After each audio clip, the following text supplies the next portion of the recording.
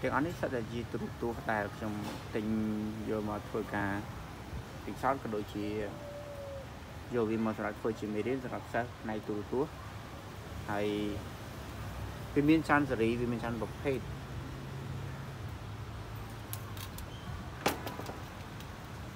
tiếng LED tiếng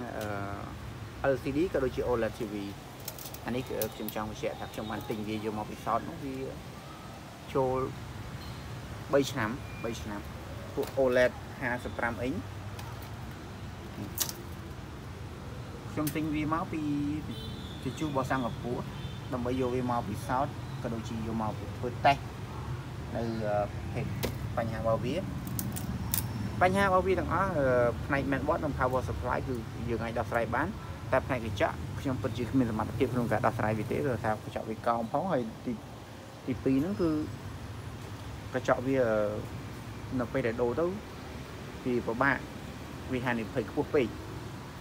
ដូរយើងចំណេញបានតែ50-60 រៀល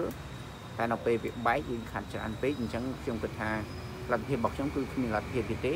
អញ្ចឹងខ្ញុំក៏បញ្ចប់ការងារពិសោធន៍នោះទៀតទៅមានច្រើនប្រភេទសម្រាប់ឲ្យសិស្សគាត់ពិសោធន៍អញ្ចឹងផ្នែក TV គឺពិសេសជាងគេគ្រាន់តែថាពេលខ្លះការងាររបស់យើងនៅក្នុងបច្ចុប្បន្នកាលនេះគឺនិយមតែការងារជួសជុលដូរបត់ចិនដូរបត់អីទេដោយសារតែវាអត់ពិបាកវាអត់ស្មុគស្មាញអញ្ចឹង